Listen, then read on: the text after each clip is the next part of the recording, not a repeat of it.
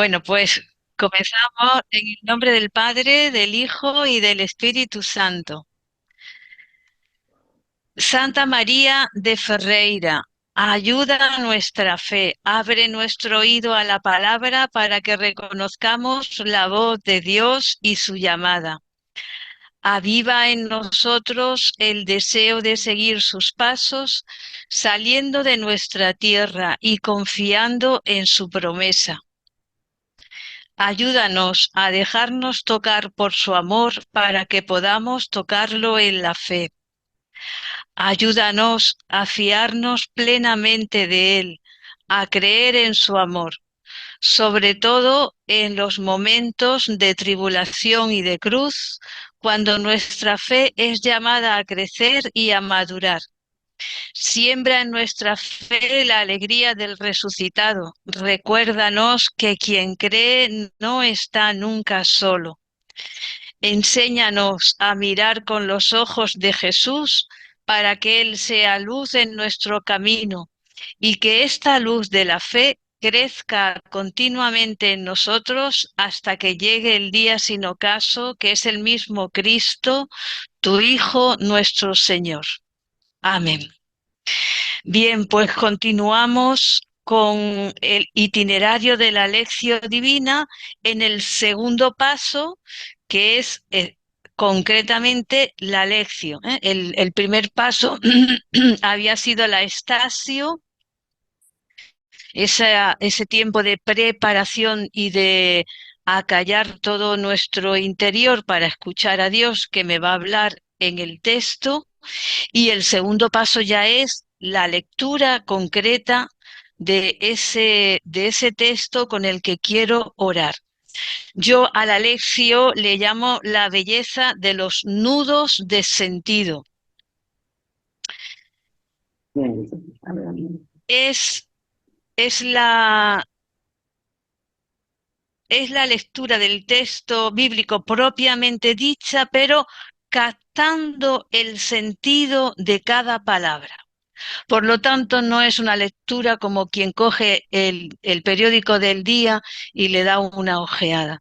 Es una lectura y se intenta parar en cada palabra para sacarle todo el sabor, para saborear de verdad el texto.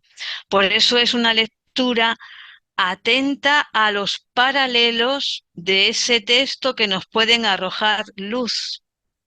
Y ya lo he repetido muchas veces, pero lo vuelvo a decir, los paralelos aparecen en la Biblia, sobre todo en la Biblia de Jerusalén, que es la más rica en paralelos, aparecen a pie de página y en los márgenes a derecha e izquierda de la hoja concreta que se está leyendo.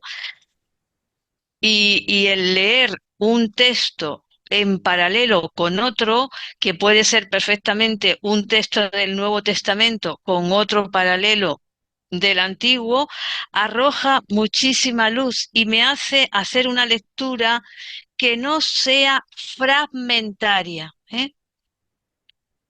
Una lectura que sea en la unidad de todo el texto que tengo delante y de toda la Biblia.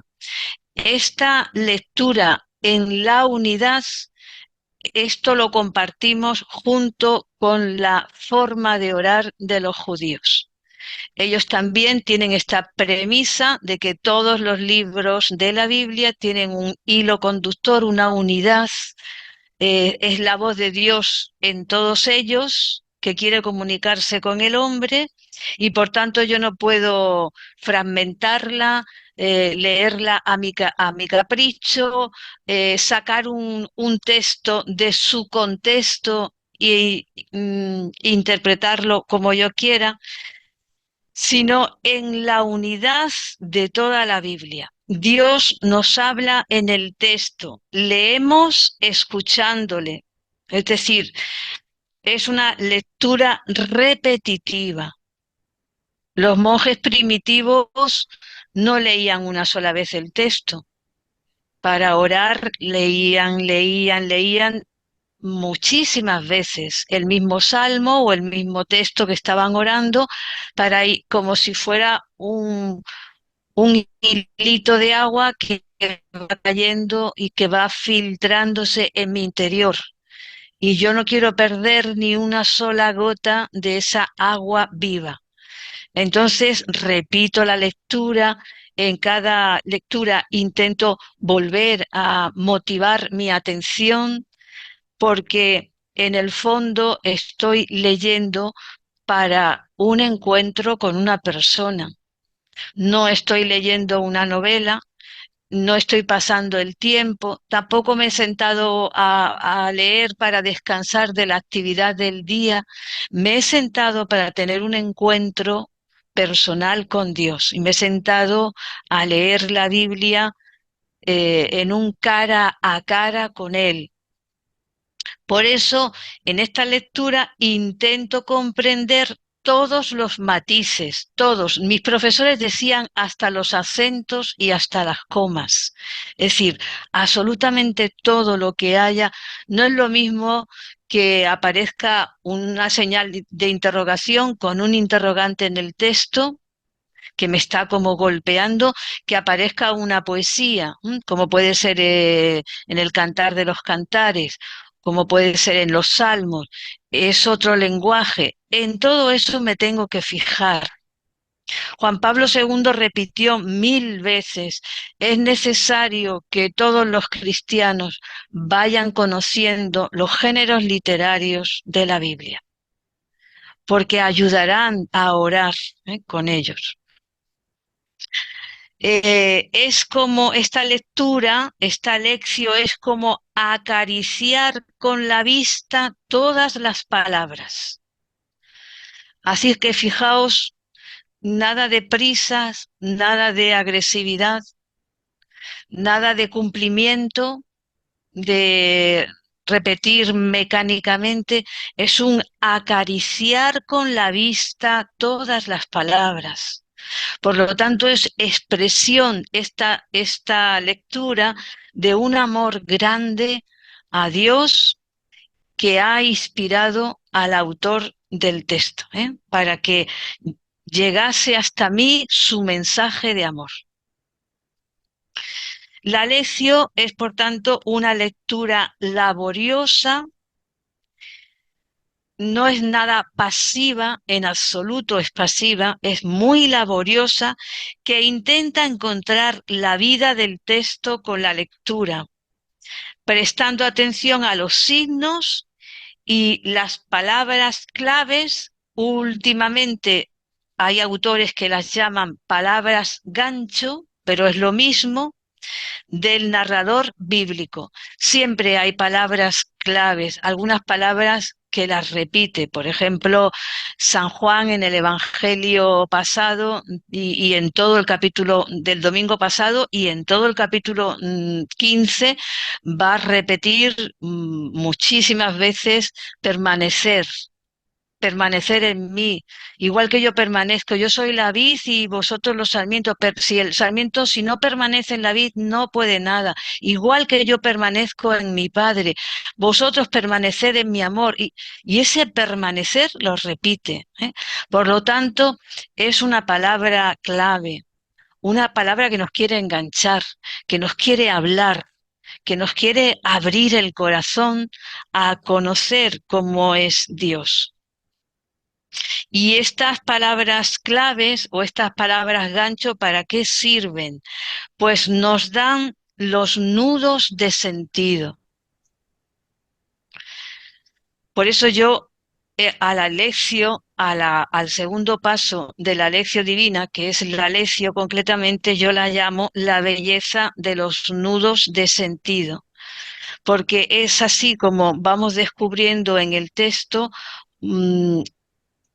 como algunos versos en los que hay un contenido muy profundo, como si fuera un pozo en el que tengo que escarbar, o un yacimiento de petróleo en el que tengo que cavar para llegar hasta el petróleo y sacarlo.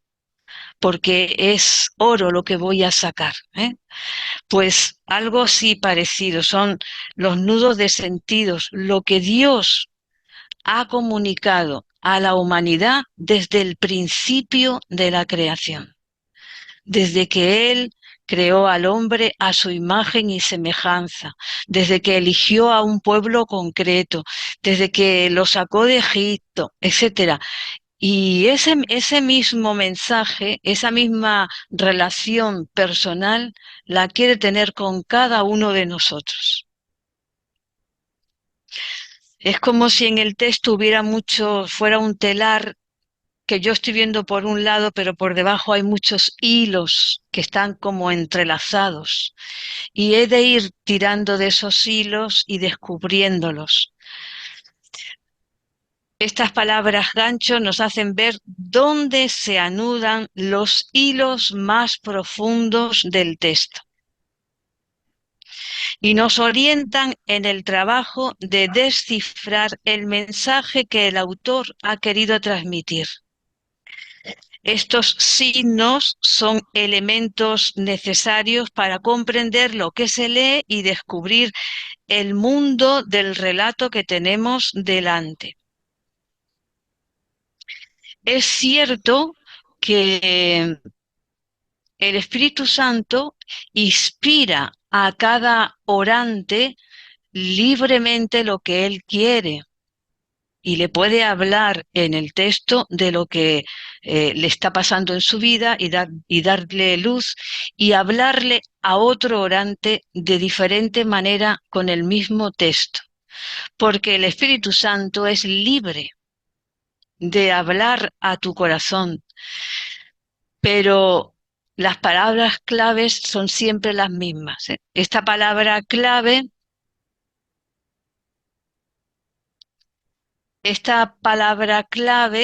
es la misma para todos. Y en el Evangelio de Juan 15, la palabra clave es permanecer, que es el verbo meno, en griego, ya lo sabéis, que significa no permanecer en un sitio fijo o físico, ¿no?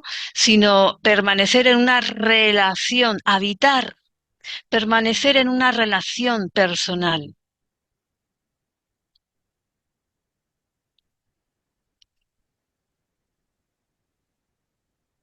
Esta palabra clave es la misma para todos, pero a mí me puede inspirar algo concreto diferente de lo que a ti te pueda inspirar, ¿eh?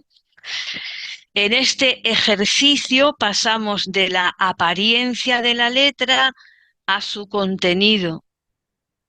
Y es impresionante que si siendo siempre el mismo evangelio que oramos, por ejemplo, el del domingo, a cada uno le inspira el Señor una cosa diferente. Le habla de diferente manera y es el mismo texto. Las palabras en la lección, en la lectura, se saborean para libar su sabor y alimentarnos con su miel. Y esta es la imagen que muchos de los primitivos monjes cistercienses utilizaron, ¿eh? El de ser como una abeja que va a libar las flores, vamos a un texto, a otro, y vamos sacando la miel para después ir al panal y ir elaborando una meditación, ¿eh? Por eso leo con todo el ser, aplicando todas mis facultades. Y como dice San Gregorio Magno, aprendo a conocer el corazón de Dios en las palabras de Dios. Entonces, en este Evangelio 15 de Juan, pues entonces descubro, entonces Dios permaneció en relación continua con Jesús. Entonces, así fue como ejerció su paternidad.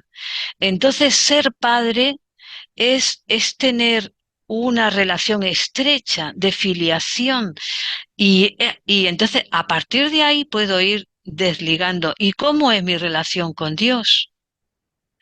y etcétera, ¿eh?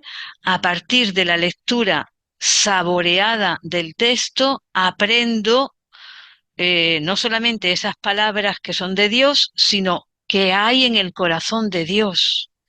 Hay un deseo de paternidad, un deseo de revelarse, de comunicarse, etcétera. Y voy conociendo esa persona, ese ser uno y trino que me ha creado y me ha redimido, y que está vivo y que existe, que es real. ¿M? Por eso la tarea del lector, que es una tarea bellísima, es reparar en los nudos de sentido, es decir, pararse y pararse y pararse 1000 veces, un poco como si fuera necesario aprender a atisbar y derribar la tapia de lo que es superficial para pasar a lo profundo del texto y contemplar en el texto los lugares más profundos para dar a la apariencia de la letra su coherencia al mismo tiempo que su belleza y dejarnos atraer por ella. De hecho, es una belleza que no tiene fin, como las bellezas efímeras a las que estamos acostumbradas de nuestra sociedad. Esta belleza del texto no tiene fin.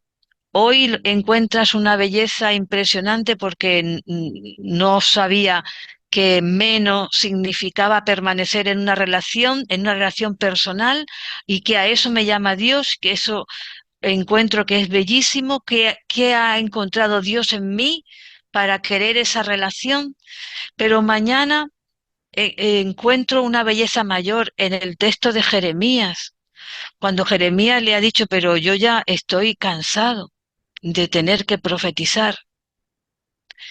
¿Y para qué me dejaste salir del vientre de mi madre? Si solamente lo que encuentro aquí es sufrimiento. Y Dios le dice, si sacas lo bello de lo vil, serás como mi boca. Y entonces me quedo orando sobre eso. ¿A qué me llama este texto?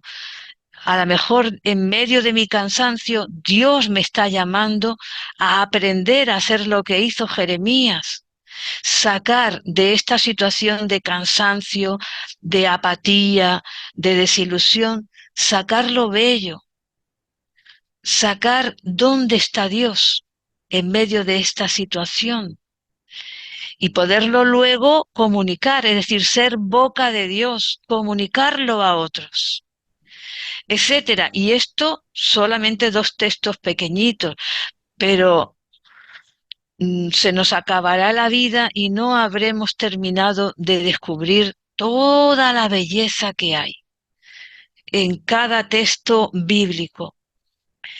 Y esta belleza nos atrae hacia Dios. No es una belleza superficial que nos deja en la vanidad, en la apariencia, en el querer lucir, sino que es una belleza que nos atrae hacia la intimidad con Dios, hacia tener una vida más verdadera, de creyente.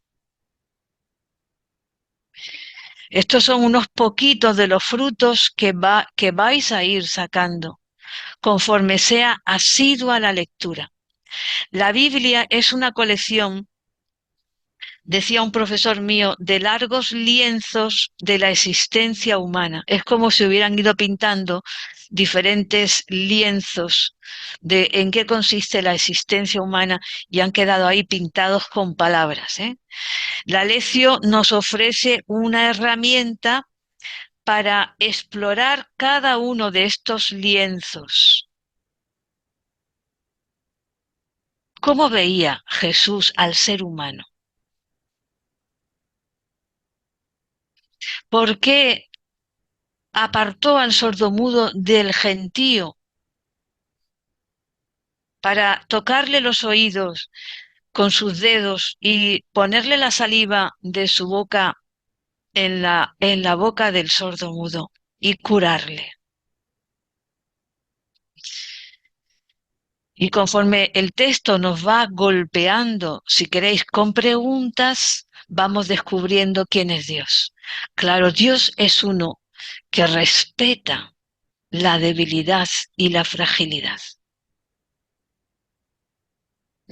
No lo pone en evidencia delante de todos, aunque en otros momentos sí cura públicamente.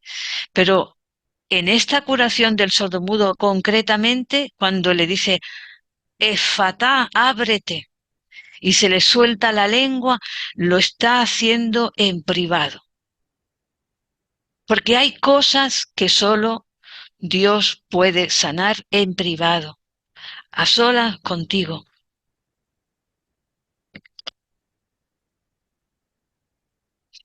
Y con la lección podemos detener nuestros ojos en cada rasgo del texto, de este lienzo, y descubrir en ellos nuestra propia existencia y nuestra historia. El día que descubramos que nuestra historia está escrita en la Biblia, que hay cosas que son muy parecidas a las que les pasaron a los discípulos, y que como el texto como que te está hablando a ti, te está diciendo, oye, mira, te ha pasado esto y esto y esto, pero esto, aquí estaba Dios, aquí Él no te abandonó, aquí no estabas tú solo, Dios estaba sosteniéndote, aquí, y te va dando una nueva visión de tu propia existencia, de tu propia persona, de la persona de los demás.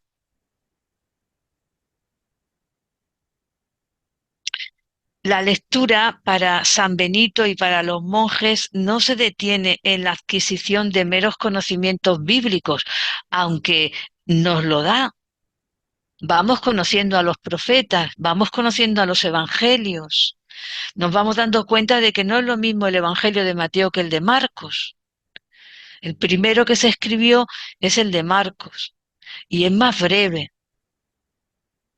Después los otros evangelistas van haciendo un desarrollo, es más largo, etcétera. No, el conocimiento bíblico está bien, es bueno.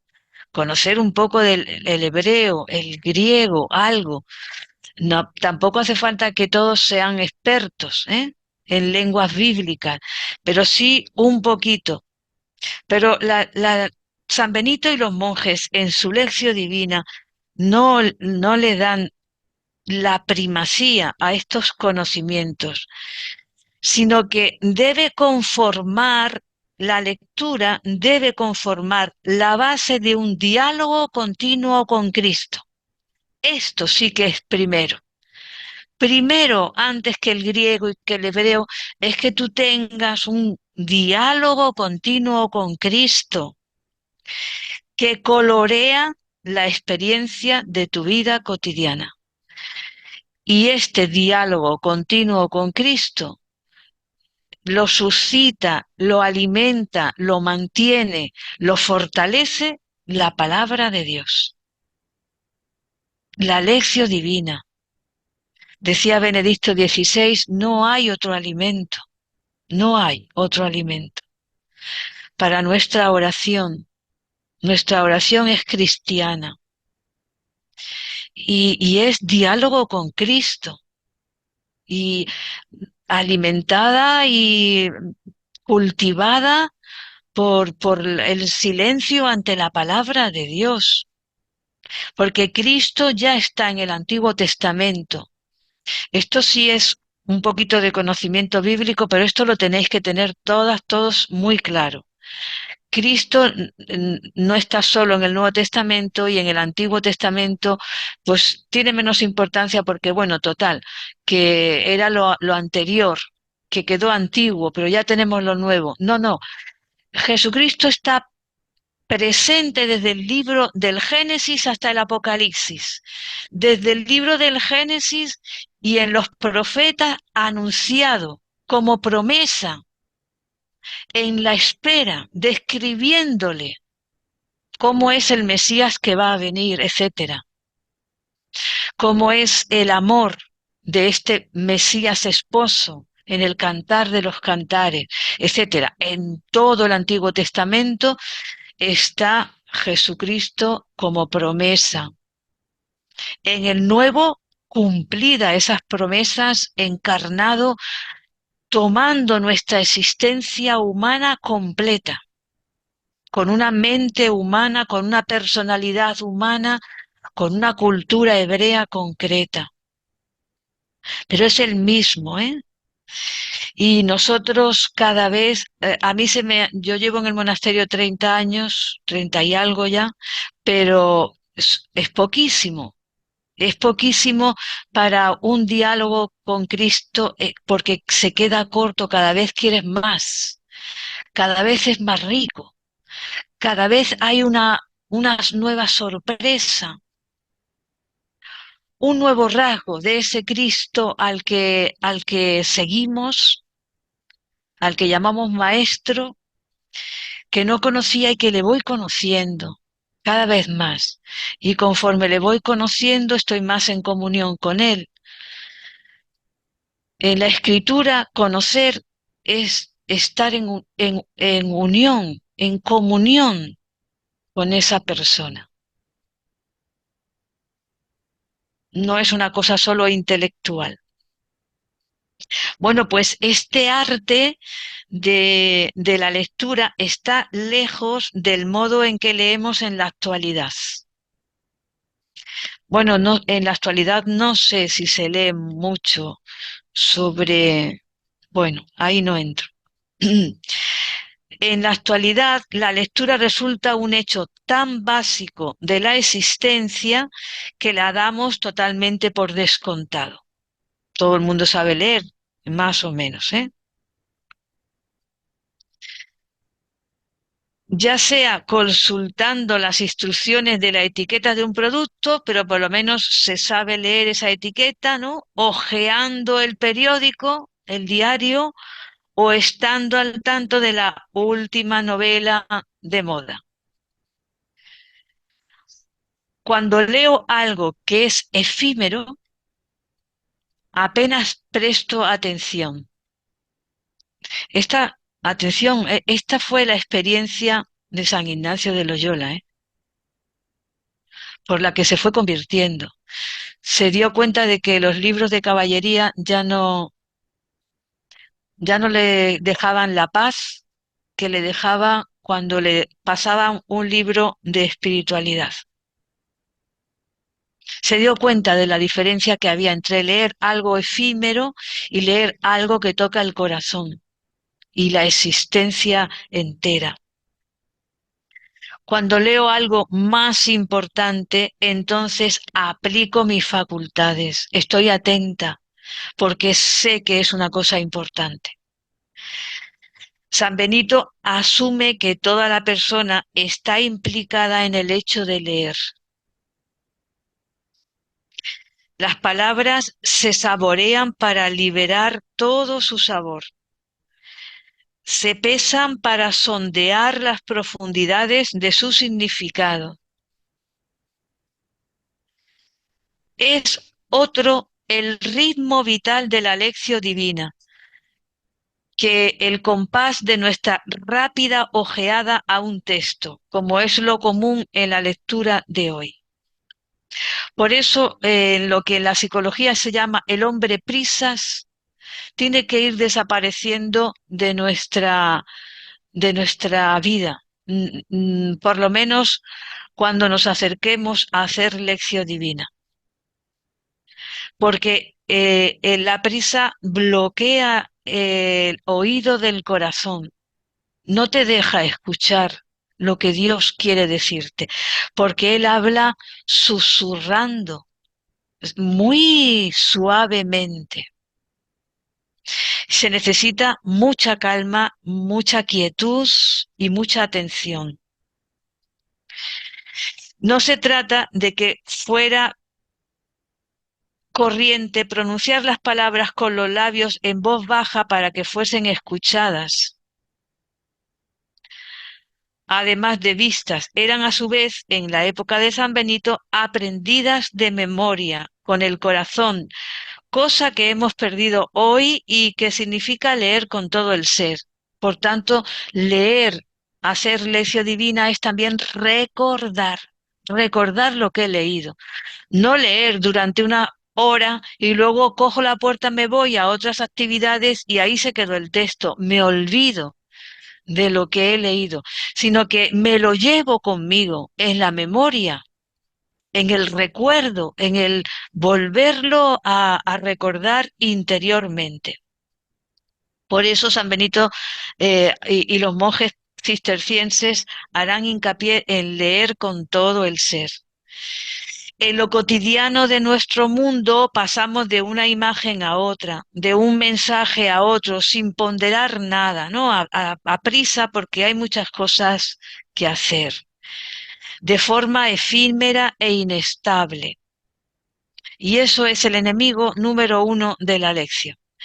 En la lección, el hecho de leer hace que el lector se convierta en una persona diferente, transformada, porque la lectura no se separa de la vida.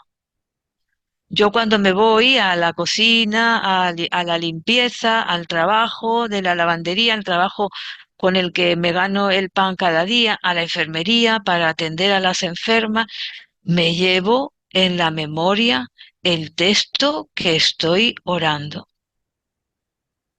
Y lo rumio, lo, lo, lo mastico interiormente, lo intento asimilar, intento descubrir qué significa, qué otro significado puede tener que yo todavía no he descubierto, etcétera. San Benito dirá dejar rodar en el interior el monje ese texto, dejarlo rodar, es decir, que dé vuelta y gire en tu interior y que te inspire cosas buenas, bellas, verdaderas, que te inspire de parte de Dios, ¿eh? En la lección, el hecho de leer hace que el lector se convierta en una persona diferente, hemos dicho, ¿no? Y la convierte ¿a qué? A la docilidad.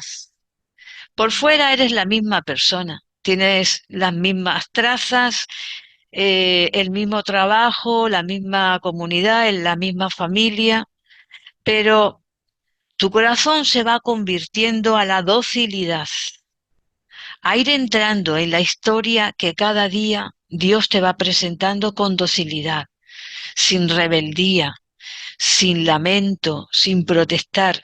Es a ese nivel al que te va transformando la lección divina.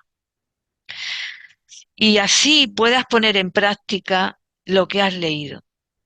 Y de las dificultades de ese día, tú puedas recordar, pero Dios le dijo a Jeremías, si sacas lo bello de lo vil, entonces esto es verdaderamente duro, lo que tengo delante es una situación dura, pero voy a intentar ver lo bueno de todo esto. Este sufrimiento nos está uniendo, nos está acercando, entonces es bueno. Nos está sacando de nuestro egoísmo para darnos al otro, que está solo, que está necesitado, que necesita una palabra de ánimo, de consuelo, de cercanía. Y la palabra te hace ver en medio de la situación difícil que hay algo bueno en medio de todo eso. Cuando lo normal era que tú, ante el sufrimiento, dieras patadas contra el aguijón y dijeras, esto es una injusticia, esto por qué, esta persona tan buena, ¿por qué esto?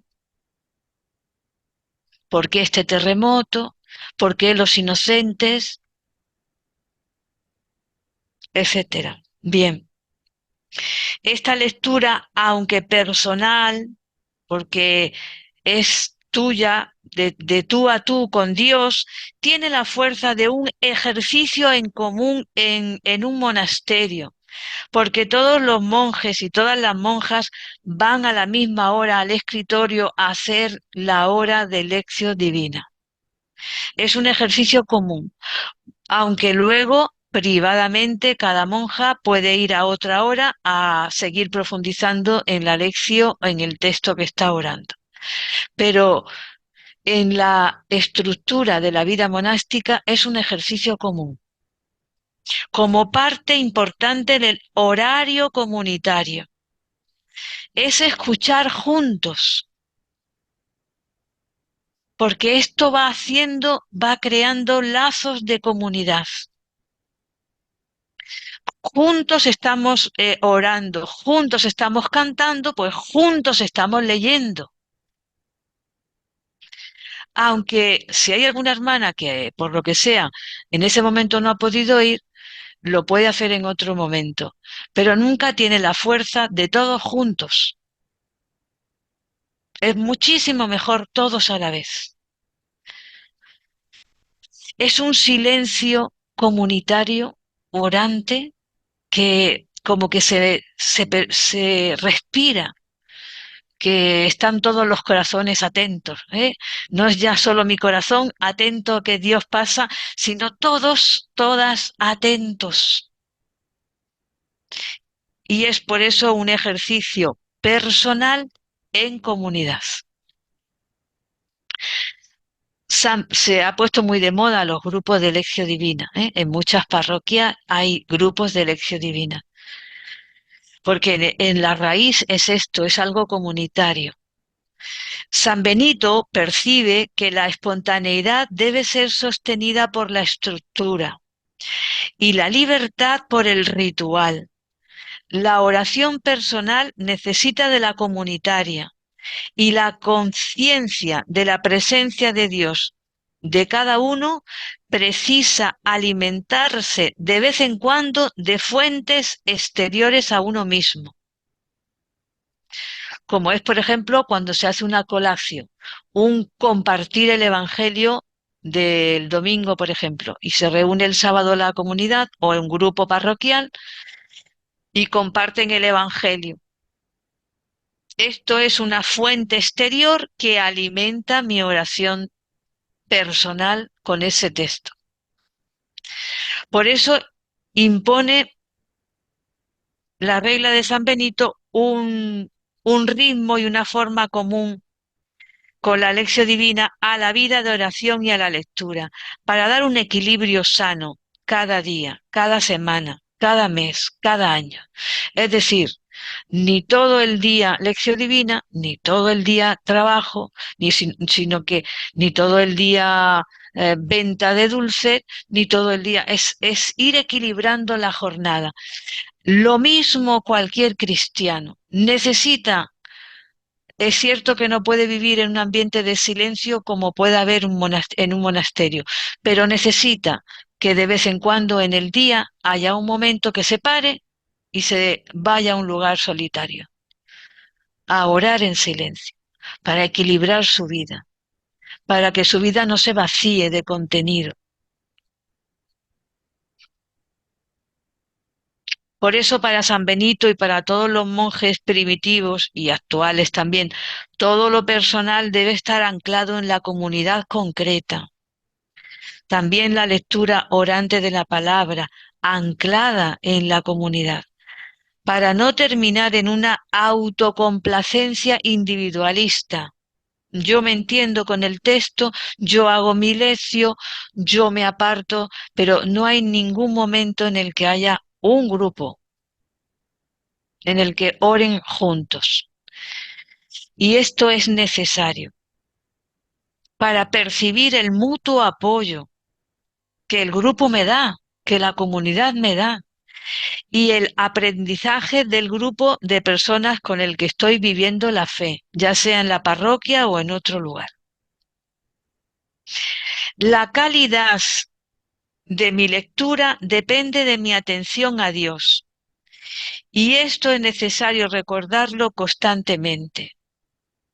Es misión que desarrolla la comunidad con su fidelidad al ejercicio de la lección divina, que continuamente, sin decirme nada, pero ha llegado la hora de la lección divina y la comunidad entera se dirige al escritorio. ¿Para qué? Para recordarme físicamente con su ir al escritorio que necesito atender a Dios. a lo que Dios me diga, no solamente atender la tienda, no solamente atender el obrador, no solamente atender la hospedería, necesito atender a Dios en privado, personalmente y junto a otros hermanos o hermanas. ¿Por qué? Porque en ello va la calidad de la lección, la calidad. En esta lección, el tercer paso, ya hemos terminado el segundo, la lección divina o lectura. El tercer paso lo llamamos la meditación o meditación, que es una reflexión orante que brota de caminar susurrando, decía un profesor mío, brota de caminar susurrando palabras de amor, que Dios mismo deja sembradas en el surco de la tierra del corazón, arado por el silencio. Así que atención, yo tengo un corazón que ha sido arado por el silencio, es decir, surcado, preparado, y en ese surco ha sido sembrada una semilla, la palabra de Dios.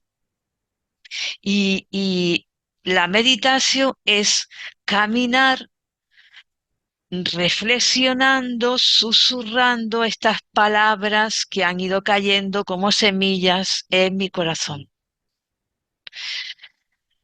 Yo soy la vid y vosotros los sarmientos. Yo soy la vid y vosotros los sarmientos. Sin mí no podéis nada.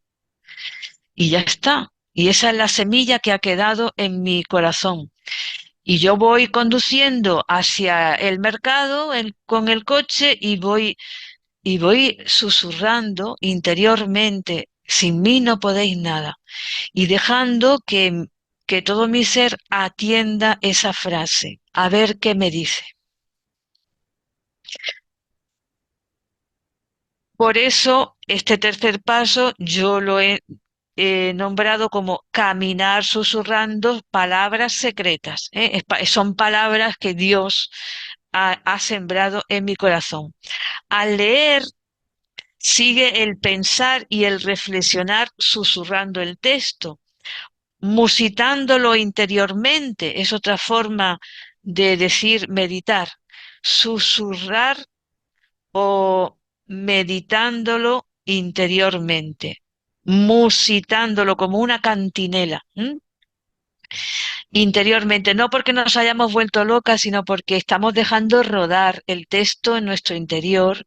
Sin mí no podéis nada, hasta que caigo en la cuenta. Es verdad, es que eso me lo está diciendo a mí, porque estoy muy preocupada con esto y con esto, y es que no estoy contando con la fuerza de Dios.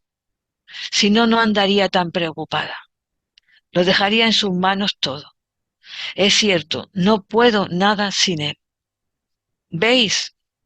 Y ya ha salido una reflexión, una meditación de esa palabra, no, no, sin mí no podéis hacer nada. Si no puedo memorizar hasta que quede grabado en mi corazón un texto completo, por lo que sea, al menos un verso, una expresión, algo que me haya tocado el corazón, y así me levante de mi postración y de mi parálisis. ¿Y por qué tengo tanta asedia? ¿Por qué estoy apático o apática? ¿Por qué no tengo ganas ni de leer? Pues porque te necesitas musitar algún verso, algo que te haga salir de esa apatía. Era lo que hacía María de Nazaret. Veréis cómo los monjes no hacían nada extraño, nada raro, sino todo lo que aparece en la escritura llevado a la vida. Lo que hacía María de Nazaret, guardaba todas estas cosas en su corazón.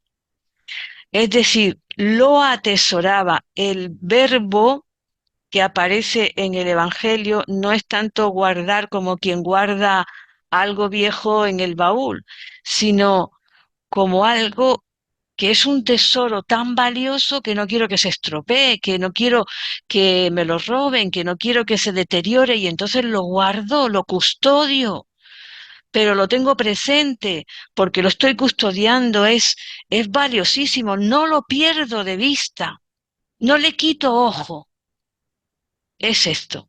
María guardaba todas estas cosas en su corazón, no quitaba ojo de todo lo que iba pasando y de todo lo que su hijo iba diciendo, porque era algo valioso para ella, aunque de momento no lo entendiera.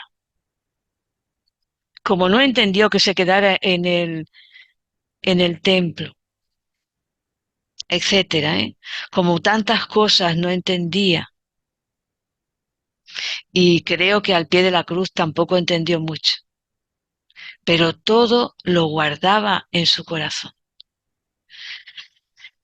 Esta meditación conlleva una rumia, ¿eh? La ruminatio que llamaban los monjes, un volver a masticar cada palabra que va a ir iluminando mi vida, poniéndola en movimiento hacia el plan de Dios. Y esto es lo importante, no, no mastico de nuevo cada palabra del texto porque mm, me haya obsesionado ahora con esto de repetir un texto, sino porque este repetir este verso pone en movimiento mi vida hacia el plan de Dios. Me abre al plan de Dios, al proyecto, al sueño que Dios tiene conmigo y que comenzó a realizar desde el vientre materno y lo ha ido desarrollando, ha estado contigo, junto a ti, toda la vida, todos estos años. Y quiere continuar realizando su plan en ti. ¿Sabéis lo que hace el texto cuando lo rumio, cuando lo repito? Rompe mis resistencias. Os lo digo por experiencia. Rompe las resistencias que tenemos a salir de nuestros egoísmos, a, a servir a los demás gratuitamente, sin esperar nada a cambio. Nuestras resistencias a permanecer constantes en la oración, asiduamente, sin perder ningún día del año, todos los días del año, orando un día, otro año, 30 años, 40 años, es la resistencia a permanecer, perdón, la resistencia que tenemos a orar permanentemente se rompe cuando comenzamos a susurrar el texto que meditamos. Por ello en la meditación me uno estrechamente a cada frase, la hago mía, como si fuera el mejor regalo que Dios me ha dado, y la estrecho, voy comprendiendo sus múltiples significados, especialmente el sentido que tiene hoy para mí, en mi momento actual, y voy creciendo en el amor hacia quien me habla, hacia esa palabra y hacia Dios que la pronuncia. Por eso la meditación es inseparable de la lección y consiste en aplicarse con atención al ejercicio de memoria total. Se llama así técnicamente, memoria total. Es decir, inscribe el texto sagrado en la inteligencia y en el corazón, en el afecto. Por eso es total. Como un sello. ¿Os suena?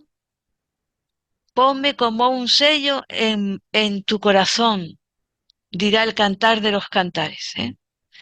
Es esta rumiar, meditar, hasta que se grabe como un sello esa palabra en el corazón. La lección en el medievo se realizaba pronunciando en voz baja palabras, como musitando o como susurrando palabras secretas que solo son para nosotros. Y en este reiterado musitar se nutría el espíritu del monje. Por eso también se habló en esta Edad Media de la nutrición espiritual. La meditación era la nutrición espiritual. Era la forma que Dios tiene de nutrirme para que no me muera de hambre, para que no me se vacíe de agua viva mi vida, de tal manera que se quede como reseca, resquebrajada, permanentemente en la queja y en el lamento. Una persona que vive así es una persona que no está nutrida espiritualmente. No es que sea mala ni buena, es que no tiene alimento, no tiene ni agua ni pan. La meditación conlleva, por tanto, la rumia de los textos, el volver a manducar las palabras sabrosas que iluminan la vida del monje. Actualmente ese susurrar no lo hacemos en voz baja, lo hacemos en silencio. Es decir, no movemos los labios. Los monjes primitivos sí. Bueno, depende también de las costumbres de cada, pero en general hoy no se susurra moviendo los labios, se hace la lección en silencio total. Meditar es, pues, unirse estrechamente a la frase que se recita, ponderando cada palabra para captar cada vez mayor plenitud de significado y crecer en un mayor amor a quien nos lo ha revelado. Y al fondo, entonces, ¿para qué leemos? Para amar nada más. A Dios y a nuestros prójimos. Por supuesto, como a nosotras mismas, a nosotros mismos.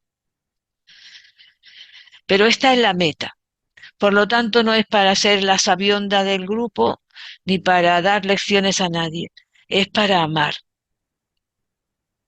Esta actividad de la meditación va toda ella envuelta en una plegaria porque no es un ejercicio filosófico, ¿eh? Es un ejercicio orante. Por eso algunos autores la llamaron lectura rezada. Yo sé que hay grupos ya en la iglesia que escrutan la palabra. Es decir, que cogen los textos bíblicos y hacen una escrutación con los paralelos.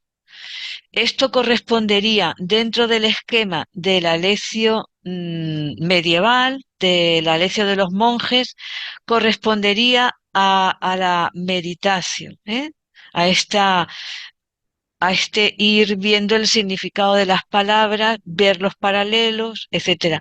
Veis que la lección divina, tal cual se hacía en los monasterios, es como mucho más amplia, tenía una preparación, etcétera. Pero la escrutación de la palabra es tan válida como cualquier otro acercamiento orante a la Biblia. Y cambia la vida y el corazón de las personas. Exactamente igual que cuando hacemos lección divina nosotros. El lector realizaba una verdadera lectura acústica en el medievo, porque era en voz baja y por tanto se oía.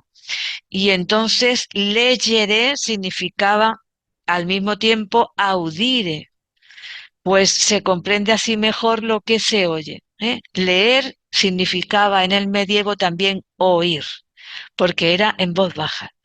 ¿Por qué? Porque tenía muy grabado que se queda dentro el texto más asimilado si entra por los oídos, que si solo en silencio lo leemos.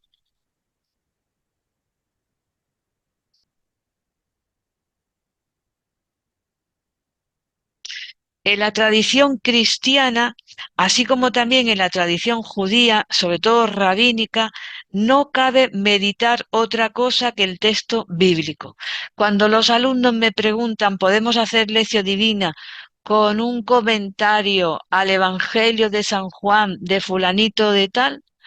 Pues el ejercicio de lección divina es solo con el texto bíblico. ningún comentario de nada. Pero una vez que has estado varias veces, varios días, orando ese texto, si quieres profundizar, entonces puedes ir al comentario. Pero el primer paso no es ir al comentario, tal como se concibe la lección divina monástica, porque el fin de ella es la búsqueda de Dios y el encuentro con Dios. Por lo tanto, es oración, no es estudio, aunque el estudio es valiosísimo. De hecho, yo os digo, a mí la formación sobre Sagrada Escritura me cambió todo, la forma de orar, la forma de encontrarme con Dios, el conocimiento que yo tenía de Jesús, me cambió todo. Me ha dado profundidad eh, a mi vida monástica, a mi liturgia de cada día, a mi oración. El estudio es válido, es valiosísimo y buenísimo, pero el ejercicio de lección divina es solo oración, es solo orar para encontrarme con Dios. Y a través de la escritura meditada, decían los monjes, volver al Edén perdido, a la compañía de Dios y a la amistad con Él. ¿Quieres volver a ser amigo de Dios? Si lo experimentas como un ser demasiado lejano, pues haz lección divina, porque es ese el ejercicio que los monjes hacían para volver a la amistad con Dios. De hecho, Guerrico de Iñí dirá, y otros muchos autores monjes dirán, cada libro de la escritura que leéis es un jardín que recorréis. Es por eso, porque de fondo estaba esta imagen del Edén. Era volver a la armonía con Dios, volver a la comunión con Él. Así lo expresaron los antiguos monjes de Cister, entre ellos el beato Guerrico, monje de Claraval, discípulo de San Bernardo, que a mí me encanta, que usa la imagen bíblica del jardín para hablar de la meditatio del monje. Y dice así, os voy a leer un trozo. Ya nos hemos pasado de la hora. Bien, entonces nos quedamos en el texto de Guerrico para que comencemos la clase del próximo día y podamos ver qué es ese jardín, qué es ese meditar el texto de la Biblia que hace que yo vuelva al jardín del Edén. Y continuaremos, porque es muy larga la meditación. Continuaremos, nos queda como la mitad de ese tercer paso de la lección divina. Hemos visto la estasio, la lesio y hemos visto parte de la meditación. Y hasta aquí la clase de hoy.